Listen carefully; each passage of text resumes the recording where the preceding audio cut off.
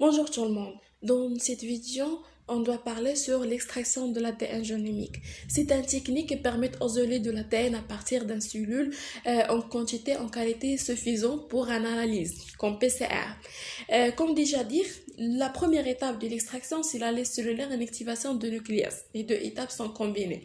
Dans cette étape, on utilise le broyage par le mortier et le tampon. Le tampon contient trois composantes, les 13, SDS, ODTA.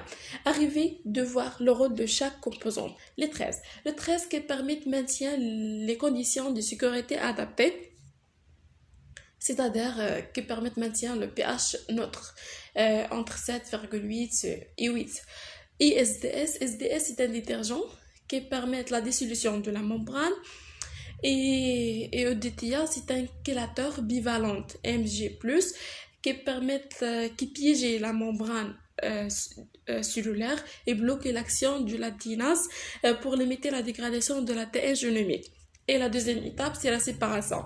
Dans cette étape, on utilise trois composantes, les phénols, le chloroforme et l'alcool isoamylique, de pourcentages différents.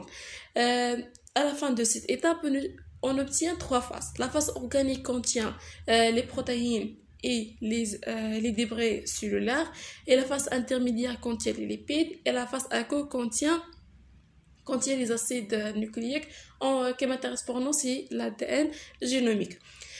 Pour comprendre comment on obtient trois phases, il doit comprendre le rôle de chaque composante. On utilise le phénol à 25% pour obtenir l'ADN à haut point moléculaire. Et on utilise le chloroforme à 24% pour faciliter la séparation de la phase aqueuse et la phase organique. Et le rôle du phénol à 25% et à 24%, les deux permettant de précipiter les protéines de la phase aqueuse et l'ADN de la phase qui permet de précipiter les protéines de la phase organique et l'ADN de la phase aqueuse.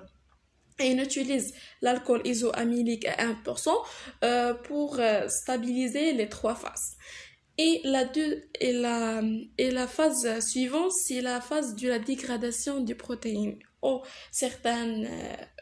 Certaines appelées la digestion des protéines. Dans cette phase, on utilise le protéinase K. C'est un enzyme non spécifique.